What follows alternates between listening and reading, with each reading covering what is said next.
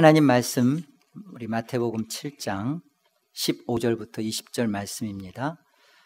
주께서 이 말씀을 들어 우리에게 필요한 은혜를 주시기를 소원합니다. 거짓 선지자들을 삼가라. 양의 옷을 입고 너희에게 나아오나 속에는 노략질하는 일이라. 그들의 열매로 그들을 알지니 가시나무에서 포도를 또는 엉겅퀴에서 무화과를 따겠느냐. 이와 같이 좋은 나무마다 아름다운 열매를 맺고 못된 나무가 나쁜 열매를 맺나니 좋은 나무가 나쁜 열매를 맺을 수 없고 못된 나무가 아름다운 열매를 맺을 수 없느니라. 아름다운 열매를 맺지 아니하는 나무마다 찍혀 불에 던져느니라. 이러므로 그들의 열매로 그들을 알리라. 16절에 보니까요, 그들의 열매로 그들을 알지니, 또 20절에도 그들의 열매로 그들을 알리라 이렇게 말씀하십니다. 그들이 누구냐? 15절에 나타나는 거짓 선지자들이에요. 거짓 선지자들을 열매로 안다. 그런데 여기 알지니라는 이 알지니는 그 2인칭입니다. 2인칭으로 쓰여졌는데 우리 성경 번역에서는 2인칭이라는 것은 너희가 알지니라는 말이에요. 그러니까 너희가라는 말을 생략한 거예요.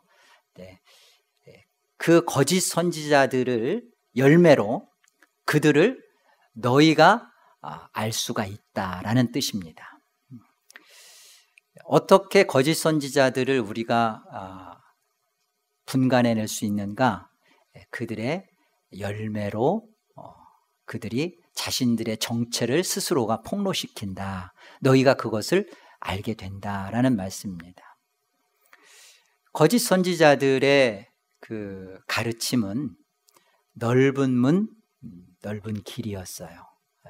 그러면 넓은 문, 넓은 길이 무엇냐면요, 성령의 역사로 말미암는 거듭난 마음, 새 마음, 새 본성 없이 인간의 본성과 인간의 마음으로 신앙을 하도록 길을 열어주는 거예요. 독려해 주는 거예요. 그러니까 성령으로 거듭남 없이 신앙생활을 하도록 그것을 잘한다 이렇게 인식시켜주고 그것을 마치 훌륭한 신앙인 것처럼 포장해 주는 것이 거짓 선지자들의 가르침이었습니다. 그러니까 우리가 여기서 주의해서 살펴봐야 할 것은 뭐냐면, 많은 사람들이 열매 그러면 이것은 행함이구나 이렇게 생각을 해요. 이거는 굉장히 우리가 잘못된 이해입니다. 왜냐하면요, 천주교에서의 그들의 열매는 착한 선행이에요.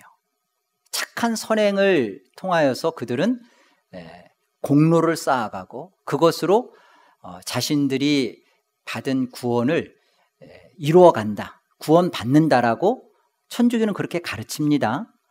그런데 그것은 분명히 잘못된 가르침인데 거기에는 뭐가 있어요? 선행이 있어요.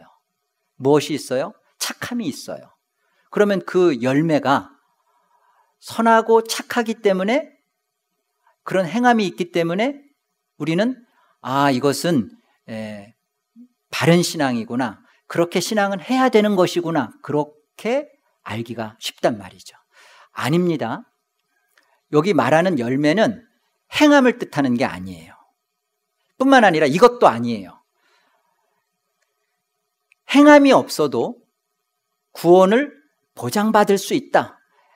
오직 은혜이지, 은혜로 인한 것이지, 인간은 무엇도 하는 것은 다 자기의가 되고 자기 옳음이 증거되기 때문에 아무것도 하지 않아야 된다라고 하는 행함 없는 구원, 그것을 마치 보장해 주는 것도, 이것을 열매라, 마치 은혜만 있지 어떠한 행함도 없는 것이 그것이 옳은 것인 것처럼, 신앙인 것처럼 가르쳐주는 그것도 열매가 아니에요. 그럼 뭐예요? 행하는 것도 열매가 아니고 행치 않는 것도 열매가 아니고, 그럼 뭐가 열매예요? 순종이 열매예요. 그러면 순종이 뭐냐? 순종을 행하는 거 아니에요? 그렇게 생각이 들죠? 순종의 의미를 여러분이 잘못 이해하고 있기 때문에 그래요. 순종이란 말은 휘파포라는 뜻인데요. 이것은 아래서 듣다라는 의미입니다. 다시 말하면 창조물에 우리 피조된 자로서 피조물의 자리를 지키다는 거예요. 창조자에게 정당한 자리를 드리는 것이고 피조물은 피조물의 마땅함에 쓰는 거예요. 이게 순종이에요. 무엇을 하는 것, 안 하는 것, 그것이 아닙니다. 예수님께서 보여주신 순종은 그가 아들이시라도 받으신 고난을 통하여 순종을 배우셨다, 이렇게 말씀을 하세요. 그것은 예수님이 십자가에 죽으시는 육신의 고통, 그가 또 묻히시는 그런 낮아지심, 이런 것을 순종이라고 말하지 않아요. 예수님은 하나님의 뜻을 따름에 있어서 스스로를 하나님의 자리에 두지 않고 자기 자리를 마땅히 죄인의 자리에, 죄가 없으신데 죄인의 자리에, 그리고 모든 죄인들을 위하여 죽는 의인의 모습으로, 이것이 순종입니다. 무엇을 하는 행함이 아니라 하나님의 뜻을 받는 마음이에요. 근데 이것은 거듭난 마음, 새 본성이 주어졌을 때 우리 안에 비로소 이루어지는 것입니다. 구약에서의 하나님의 말씀은 너희가 이렇게 행하라, 그러면 복 받는다, 이렇게 행치 않으면 저주다, 이게 옛 언약이에요. 그러면 예수 그리스도를 십자가로 나의 구주로 그리스도로 받은 그 성령으로 말미암은 새 마음, 새 본성이 주어지면, 그러면 하나님의 말씀대로 살고 하나님의 말씀대로 안 살고 하는 문제가 없어지는 게 아니에요. 동일하게 옛 언약에도 동일하게 그 본질은 순종입니다. 행하고 하지 않는 것으로 이렇게 표현이 되어 있지만 그 본질 속에 있었는 것은 너의 마음이 하나님의 뜻에 따르는 것이냐라는 순종의 가르침이 옛 언약이었는데, 인간의 본성으로는 그것이 안 된단 말이에요. 그런데 성령께서 새 마음, 새 영을 주셔서 우리 안에 이루신 것이 무엇이냐면, 우리로 하여금 우리 마음 속에서 이 하나님의 뜻을 따르는, 하나님의 율법 앞에 살게 하는 그런 마음가짐의 자리, 순종을 우리에게 주시는 거예요. 성령으로 이루어지는 일입니다. 자, 우리가 하나님 앞에서 내가 거짓 선지자들의 가르침에 따라가고 있는가, 아니면 내 자신이 정말 거짓 선지자인가, 나는 어떤 자인가, 나는 정말 그들을 열매로 지금 보고 있는가, 저것은 잘못된 것이야 라고 내가 알고 있는가, 알고 있지 않는가, 그 모습이 중요해요. 내가 지금 무엇을 하고 있는가, 안 하고 있는가로는 구분되지 않습니다. 거짓 선지자들은 굉장히 그럴싸합니다. 그럴싸하지 않으면 누가 속아 넘어가겠어요. 그들이 가지고 있는 외모나 그들이 살고 있는 도덕적인 삶이나 그들의 가르치는 내용들이 다 그럴싸하단 말이에요. 그럴싸하는 내용 속에는 우리의 인간의 종교성을 굉장히 자극시켜주고 만족시켜줘요. 이렇게 하면 하나님이 복을 줍니다. 야, 이것을 당신이 안 하는 걸 보니까 당신은 정말 의로운 사람입니다. 이렇게 도덕과 윤리로 우리 자신들을 신앙생활을 마치 잘하는 것처럼 그렇게 보여주고 있고, 끊임없이 사람들에게서 나타나고 드러나는 그런 행함이 따르는 그런 것으로 우리 스스로를 만족시키도록 한단 말이에요. 이게 거짓 선지자들의 가르침이고, 거기에 우리가 속아 넘어가는 겁니다. 자, 마태복음 3장을 우리 한번 같이 가보죠. 마태복음 3장. 5절을 볼까요? 이때 예루살렘과 온 유대와 요단강 사방에서 다 그에게 나와 자기들의 죄를 자복하고 요단강에서 그에게 세례를 받더니, 세례 요한에게서 지금 그 세례를 받고자 사람들이 나오는 장면이죠. 요한이 많은 바리새인들과 사두개인들이 세례 베푸는 대로 오는 것을 보고 이르되, 독사의 자식들아, 누가 너희를 가르쳐 임박한 진노를 피하라 하더냐? 그러므로 회개에 합당한 열매를 맺고 속으로 아브라함이 우리 조상이라고 생각하지 말라. 내가 너희에게 이르노니 하나님이 능히 이 돌들로도 아브라함의 자손이 되게 하시리라. 이미 도끼가 나무 뿌리에 놓였으니 좋은 열매를 맺지 아니하는 나무마다 찍혀 불에 던져지느니라. 바리새인과 서기관들의 그 모습을 한번 보세요. 이들이 세례 요한이 베풀어지는 그 세례에 대하여 그들도 세례 받고자 나오는 것입니다. 그런데 이들의 마음은, 속은 이 세례가 어떤 세례인지를 생각하지 않는 거예요. 이 세례는 회개의 세례입니다. 이 세례는 받고자 하는데 회개의 세례로 말미암아 자신들이 이 회개를 하며 그리고 이 세례를 통하여서 어떠한 삶을 살아야 되는지에 대한 생각은 없어요. 다만 자신들은 구원받은 자들이고, 그리고 구원에 무엇인가를 보탤 게 있다면 세례도 보태려고 하는 마음이죠.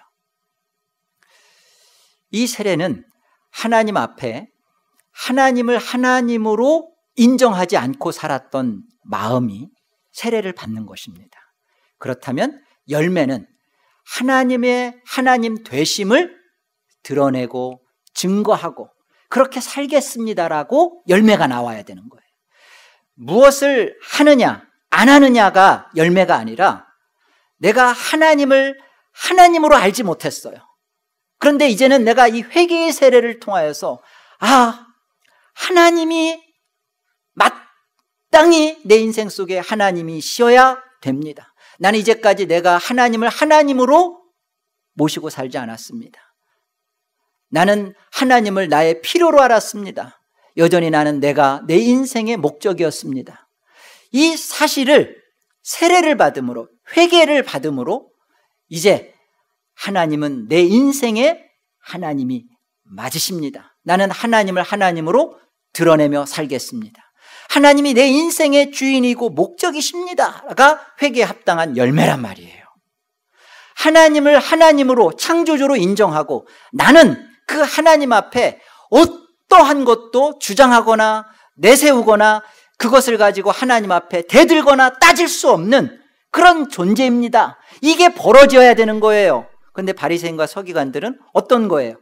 속으로 자신은 아브라함의 자손이라 생각을 하면서 나오는 겁니다. 그러면서도 세례 요한의 회개의 세례를 받고자 하는 거예요. 요한이 뭐라고 말해요? 도끼가 나무 뿌리에 놓여 있다. 너희가 좋은 열매, 이 좋은 열매가 뭐죠? 회개에 합당한 열매예요. 마땅히 하나님을 하나님으로 인정하고 내 자신을 그 하나님 밑에 피조물의 자리로 쓰는 것, 순종의 자리에 머무는 것, 이것이 좋은 열매라 말이죠. 하나님을 향하여서 진정으로 서야 되고, 그리고 하나님을 향하여 살아야 돼요. 이것이 우리 안에 있어야 되는 것입니다. 그러니까 열매를 맺는다라는 것을 여러분 행함의 유무로 이해해서는 안 돼요. 맺힌 열매가 무엇인가를 보아야 합니다. 그런데 이 맺힌 열매는 내가 하나님을 하나님으로 만났는가, 그래서 그 하나님을 하나님으로 만난 그 나오는 것이 하나님의 하나님다우심, 하나님의 하나님 되심, 그렇게 나오는 것입니다. 이것이 좋은 나무, 아름다운 열매인 거예요. 못된 나무는 나쁜 열매를 맺습니다. 그러니까 이 맺혀지는 열매가 다른 사람들한테 인정을 받고 칭찬을 받고 다른 사람들이 그것을 보면서 그럴싸하게 저 사람은 정말 믿는 자답다고 정말 훌륭한 장로님이라고 그러는데요, 정작 본인 자신 속에 하나님을 만나서 하나님을 하나님으로 인정하고 그 하나님을 하나님으로 갖지 못한 것에 대한 깊은 회개가 그 속에 있고, 나타나는 것이 하나님을 드러내고자, 하나님을 나타내고자, 하나님을 보이고자 하는 것이 그렇게 나오는 것이 아니라면 세상 모든 사람이 인정해줘도 그것은 나쁜 열매란 말이에요. 잘 모르겠다 이거죠. 자, 우리 출애굽기 우리 본문 여기 7장 17절과 18절 한번 보고 갑시다. 7장 17절 한번 보세요. 이와 같이 좋은 나무마다 아름다운 열매를 맺고 못된 나무가 나쁜 열매를 맺나니 좋은 나무가 나쁜 열매를 맺을 수 없고 못된 나무가 아름다운 열매를 맺을 수 없느니라.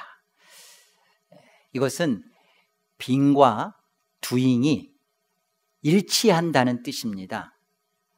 좋은 나무는 아름다운 열매가 맺어질 수밖에 없겠죠. 나무는 좋은데 열매는 나쁜 열매가 맺혔다. 성경은 그럴 수 없다고 말하는 거예요. 못된 나무인데 아름다운 열매가 맺혀질 수 있다? 없는 거예요. 많은 어떤 그런 가시떨기 같은 그런 나무 속에서 혹 아주 엉그러진 참 포도 열매가 맺힐 수 있는 것 아닙니까? 다 엉터리 같은 신자 중에라도 혹 괜찮은 그런 성도가 있을 수 있는 것처럼 그렇게 되는 거 아닙니까? 그렇게 말하고 싶죠? 아니에요.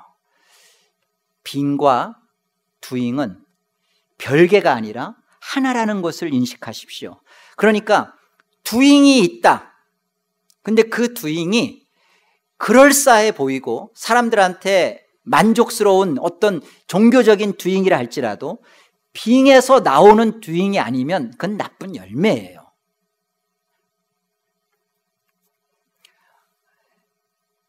열매가 굉장히 신앙적이고 종교적이고 그럴싸하게 하나님 앞에 기도 생활도 잘하고 헌금 생활도 잘하고 무엇인가 하나님 앞에 예배하는 자세도 옳고 굉장히 두잉이 정말로 성숙한데, 빙이 하나님을 내 인생의 주인으로 하나님을 하나님 되심으로 내 인생에 만나지 못한 두잉이라면 이것은 못된 나무인 거예요.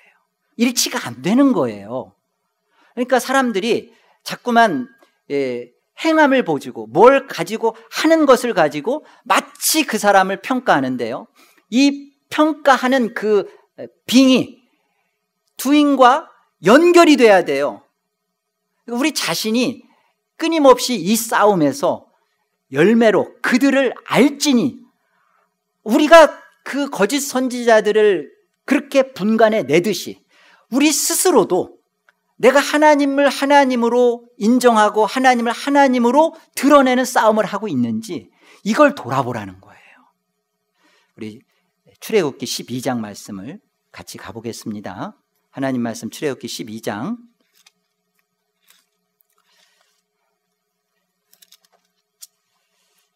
1절을 보세요. 1절, 여호와께서 애굽 땅에서 모세와 아론에게 일러 말씀하시되 이달을 너희에게 달의 시작 곧 해의 첫 달이 되게 하고 너희는 이스라엘 온 회중에게 말하여 이르라.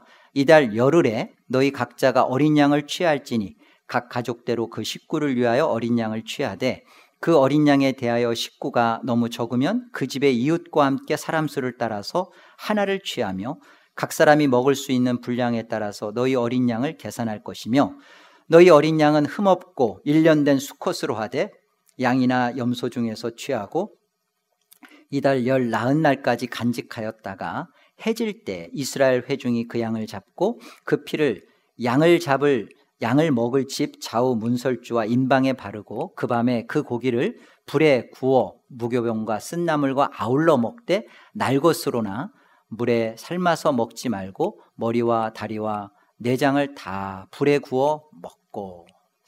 구속 역사의 그림 속에서 우리에게 보여주는 귀중한 교훈이에요.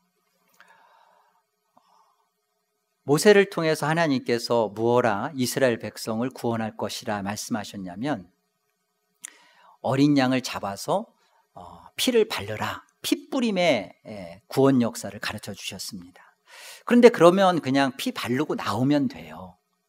그런데 여기에 어떤 그림이 있냐면 일단은 열흘째 되는 날에 그 각 가족의 수대로 어린 양을 택합니다. 그리고 그 어린 양을 가지고 있다가 열 나흘째 되는 날, 그것도 밤에 그 양을 잡아요. 그리고서는 진문설주와 인방에다가 그 피를 바릅니다. 이게 뭐예요? 이게 유월절이에요. 패스오버. 죽음의 그 그림자가, 죽음의 사자가 그 밤에 그 집을 넘는 것입니다. 그러니까 그 집도 죽은 거예요. 근데 이 유월절, 바로 어린 양 대신 예수 그리스도의 죽음을 통하여 그 죽음과 함께 너희는 죽었기 때문에 이제 다시 살아나는 역사가 이 유월절 속에 있는 것입니다.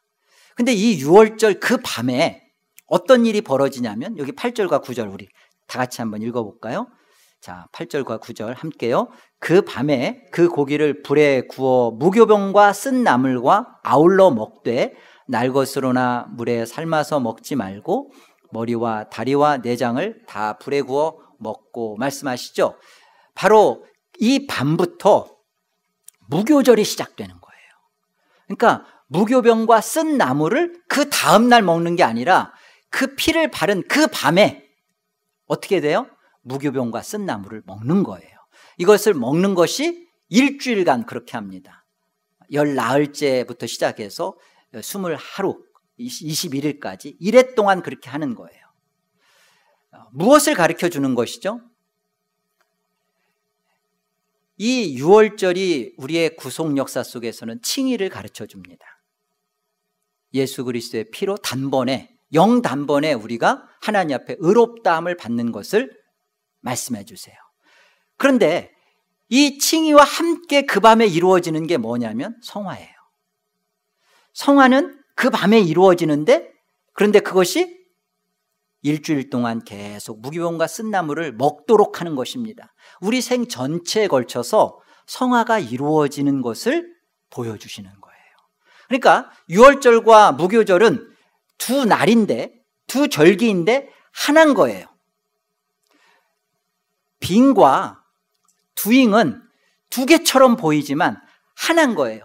빙이 있는 그날 두잉이 벌어지면서 이 두잉이 일주일간 무교병을 같이 먹는 것처럼 같이 이루어져 가는 거예요. 그래서 우리 안에서 내 예수 그리스도를 통하여서 내가 내 인생의 주인이 되고 내가 목적이 되었던 그날, 하나님이 예수 그리스도를 통하여 하나님이 내 인생의 하나님이 되신 그 일, 그 날이 벌어지는 순간, 내가 그것을 만난 순간 우리 안에 무슨 일이 참담하게 우리 안에 일어나는 거예요? 우리 안에 진짜 이루어지는 것은 진정한 회개, 참 회개가 벌어지는 거예요. 내가 내 인생에서 내가 나를 주인으로 삼았던 것 회개합니다. 이게 칭의예요. 이게 그 밤에 이루어지는 거예요. 그게 이루어진 참다운 회개가 이루어진 자는 그 다음부터 누구를 드러내기 위해서 살아요? 하나님 다우심을 맛보며 삽니다. 하나님의 하나님 되심을 증거하는 것이 구원받은 자의 인생의 삶의 이유요 가치요 목적이 되는 거예요. 저와 여러분의 인생이 이런 것입니다. 빙은 이루어졌는데 두잉이 안 나타난다. 두잉은 하는데 빙이 잘못됐다. 이거 다 바른 열매가 될 수가 없는 겁니다.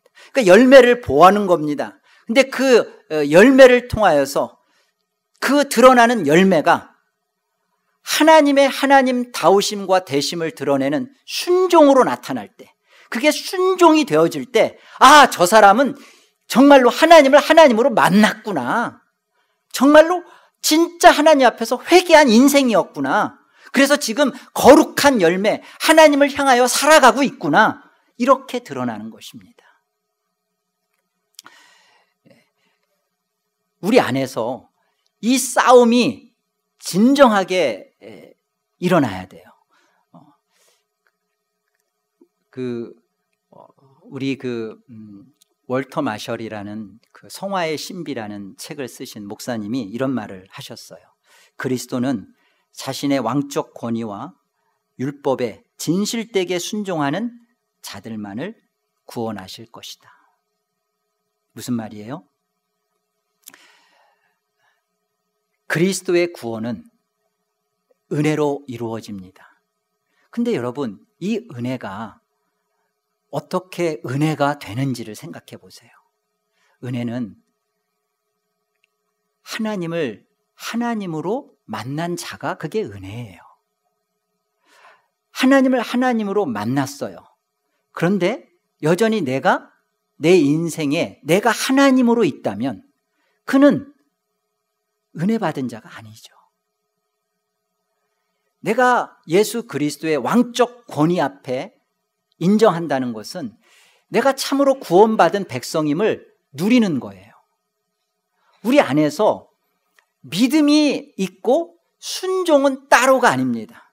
빈과 두잉이 별개가 아니라 하나로 있는 것처럼, 유월절과 무교절이 하나인 것처럼 믿음과 순종은, 이것은 복음으로 있어요. 이 복음은, 그런데 복음은 내가 믿음과 순종으로 나타나는 이 복음은, 내가 복음을 알았다 그러면 믿음과 순종이 같이 이루어지는 거예요. 이걸 복음이라 그러는 거예요. 오직 은혜, 오직 믿음, 오직 그리스도, 그러니까 오직 나는 이것만 하지, 나는 하는 건 몰라, 이건 행하는 건 내가 아무렇게나 살아도 나는 오직 이거야. 그게 그렇지가 않다고요. 절대 그렇지 않습니다. 옛 언약도 신명기에서 보면 행함을 통하여 복과 저주를 약속하셨지만 새 언약도 이 행함의 문제가, 순종의 문제가 같이 있는 거예요. 자, 확인해 보자고요. 에레미야서 31장을 가보세요. 에레미야 31장 31절 보세요. 여호와의 말씀이니라. 보라, 날이 이르느니 내가 이스라엘 집과 유다 집에 새 언약을 맺으리라. 옛 언약은 이제 그 이스라엘 백성들한테 주셨던 십계명이나 그 다음에 신명기를 통해서 주셨던 말씀들입니다. 복과 저주로 행함을 통하여서 가르쳐 줬던 옛 언약이었는데 지금 이제 새 언약을 맺습니다. 이 언약은 내가 그들의 조상들의 손을 잡고 애굽 땅에서 인도하여 내던 날에 맺은 것 같이 아니할 것은 내가 그들의 남편이 되었어도 그들이 내 언약을 깨뜨렸음이라. 이 옛 언약이죠. 깨뜨렸음이라. 여호와의 말씀이니라. 그러나 그날 후에 내가 이스라엘 집과 맺을 새 언약은 이러하니 곧 내가 나의 법을 그들의 속에 두며 그들의 마음에 기록하여 나는 그들의 하나님이 되고 그들은 내 백성이 될 것이라. 여호와의 말씀이니라.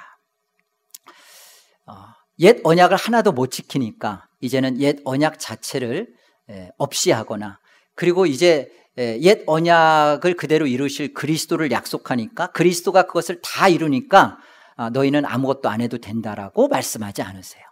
나의 법을 너희 속에 두겠다. 그들의 마음에 기록하겠다.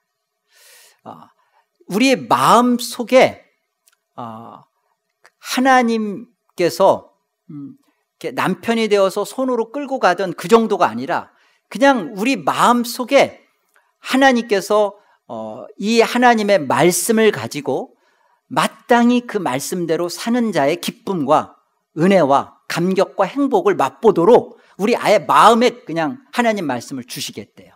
성령으로 말미암아 이 일을 이루시겠다는 겁니다. 우리 에스겔서 36장을 가면 조금 더 확인할 수 있어요. 에스겔서 36장 보세요. 25절 보세요. 맑은 물을 너희에게 뿌려서 너희로 정결하게 하되 곧 너희 모든 더러운 것에서와 모든 우상 숭배에서 너희를 정결하게 할 것이며, 이 새 언약을 지금 약속하시는 장면입니다. 또 새 영을 너희 속에 두고 새 마음을 너희에게 주되 너희 육신에서 굳은 마음을 제거하고 부드러운 마음을 줄 것이고, 이게 성령의 역사로 이루어질 약속들이죠. 27절 보세요. 또 내 영을 너희 속에 두어 너희로 어떻게 한다고요? 내 율례를 행하게 하리니 너희가 내 규례를 지켜 행할지라. 내가 너희 조상들에게 준 땅에서 너희가 거주하면서 내 백성이 되고 나는 너희 하나님이 되리라. 옛 언약도 순종을 요구했어요. 근데 그 순종이 그저 행함으로만, 이렇게 하면 복받고 이렇게 하지 않으면 저주받는 거구나 라는 그런 종교적인 행함으로만 이해했고, 그렇게 하다 보니까 결국은 옛 언약 안에 있었던 이스라엘은 실패하고 말았죠. 자, 그러나 성령께서 새 영을 주시고 새 마음을 주셨을 때, 이때 우리 안에 들어온 새 언약은 동일하게 순종을 요구하는데, 새 영, 새 마음으로 들어와서 알게 된 이 순종은 어떤 거예요? 행한다, 행하지 않는다는 문제가 아니라 예수 그리스도를 나의 주요 그리스도요, 구원자요, 하나님을 나의 참 하나님으로 맞이하는 가진 자의 태도와 자세와, 그리고 그 하나님 앞에 마땅하게 그 성도로서, 신자로서 하나님 말씀 앞에 사는 거예요. 사는 것입니다. 하나님을 향하여 거룩하게 사는 것입니다. 살지 않으면서 우리가 어떻게 살아야 되나, 무엇이 거룩인가, 말씀이 보여주거든요. 말씀대로 살지 않으면서 나는 예수 십자가를 믿었기 때문에 구원받았고, 나는 그렇게 살지 않지만 그러나 나는 천국 가는데 아무 지장이 없고, 그렇지 않은 거예요. 새 마음, 새 영, 성령으로 말미암아 들어온 우리 속에 늘 우리로 하여금 우리 자신을 어디다 갖다 놔요? 하나님 말씀 앞에 갖다 놔요.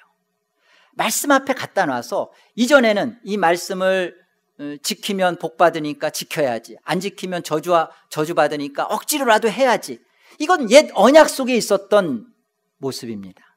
그러나 성령으로 말미암아 거듭나진 우리의 마음속에 전혀 다른 일이 벌어지는데, 이것은 하나님의 말씀 앞에서 살기를 소원한다는 거예요. 기뻐진다는 거예요. 왜요? 나는 하나님이 들어왔으니까. 왜요? 나는 그 하나님의 말씀 앞에 너무나 자비와 은혜와 은총을 맛보고 경험하고 살고 있기 때문에, 그 하나님 앞에 그 말씀대로 사는 이 거룩이 더 큰 하나님의 은혜와 자비를 경험하게 하니까 우리 자신의 모습을 그렇게 갖다 놓는 것입니다. 믿음이 별도로 있지 않고, 내가 하나님을 하나님으로 믿었다, 예수님의 십자가를 나의 죄를 해결하시고 영원한 하늘 나라를 가져다 준 그것으로 믿어졌다, 거기에는 반드시 같이 나오는 게 무엇이냐면 그 하나님을 하나님 되게 인정하는 순종이 나오는 거예요. 그래서 로마서 1장 5절이나 로마서 16장 26절이나 동일하게 하시는 말씀이 뭐예요? 믿어 순종케 하나니, 그러죠? 그 이름을 위하여 믿어 순종케 한다. 믿고 순종하게 하신다는 겁니다. 디모데전서 4장을 우리 같이 가보겠습니다. 디모데전서 4장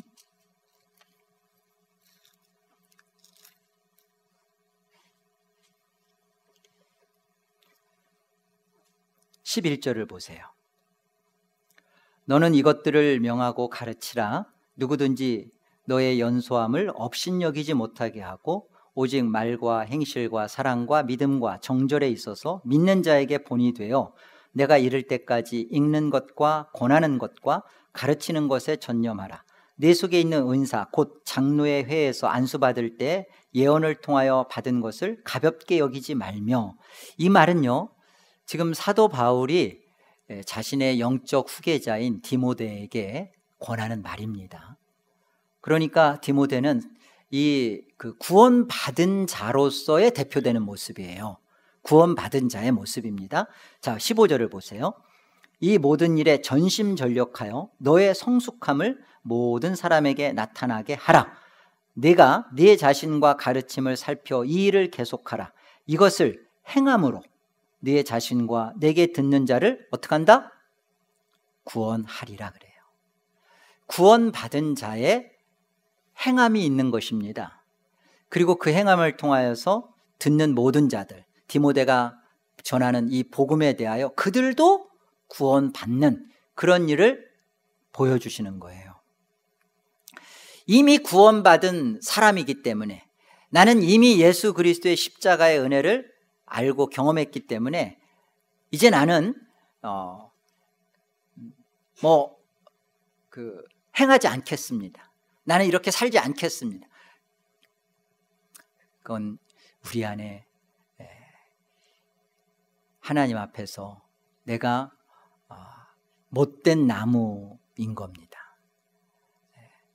그리고 내가 맺어지는 어떠한 종교적이고 신앙적인 것처럼 보이는 어떠한 것들을 맺는 것, 그것이 아름다운 열매인 것처럼 보이지만 그 속에서, 그 중심 속에서 내가 하나님의 말씀을 지키는 것이 기쁘고 그 말씀대로 사는 것이 나로 하여금 나의 존재와 가치를 정말로 발견해주고, 이런 것에서 하나님을 하나님으로 마땅히 인정하는 것에서 나오는 열매가 되지 않을 때는 이것은 다 겉으로는 아름다워 보이지만 이미 쓸모없는 열매예요. 우리 자신이 믿음에서 나오는 순종이 무엇인지를 잘 보아야 합니다. 거짓 선지자들이 가르치는 우리들의 귀에 쏠깃하는, 무엇을 행하면 번영하고 복받고 성공한다라는 그런 것에 대하여 쏠깃하여서 그것을 따라가는 것도 어리석음이요, 또한 이제 하나님 앞에 은혜로 구원받았으니까 아무것도 하지 않아도 우리의 구원은 보장받아 있는 것처럼, 그래서 하나님 앞에서 무릎 꿇어 기도하고 하나님 앞에 마땅히 예배하면서 하나님을 경배하고 경외하고, 그리고 내 삶의 자리에서 하나님의 사람으로 살아내는 이 싸움을 하지 않으면서 세상은 세상대로 다 맛보며 세상 것은 세상 것대로 다 취하면서 나는 예수 십자가 갖고 있다는 이유로 두잉을 하지 않고 살아가는 것, 회개에 합당한 열매가 아니란 말입니다.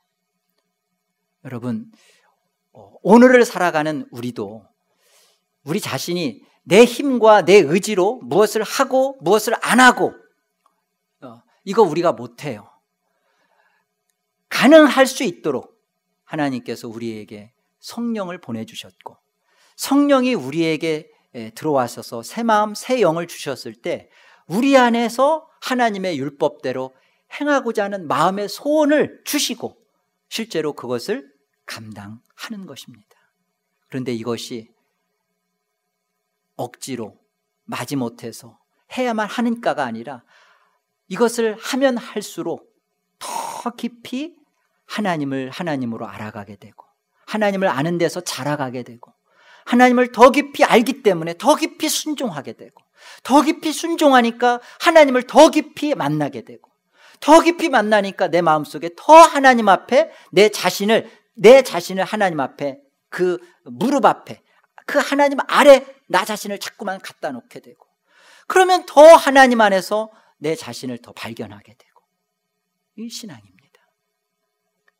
빙과 두잉의 문제를 별개로 가르치는 잘못된 거짓 선지자들의 가르침에 속지 마시고 뭘 행한다 행하지 않는다는 그런 드러나는 형태로 보지 마시고 내 마음속이 내가 정말 하나님 앞에 말씀 앞에 아래서 듣는가, 하나님을 하나님으로 마땅히 인정하고 나는 그런 자로 구원함을 받았는가, 그렇다면 나는 무엇을 회개하고 거기에 따른 합당한 열매를 맺어야 되는가 돌아보시기를 바랍니다. 저와 여러분이 하나님 앞에서 신앙함에 있어서 이 부분을 놓치지 않기를 부탁드리겠습니다. 기도하시겠습니다.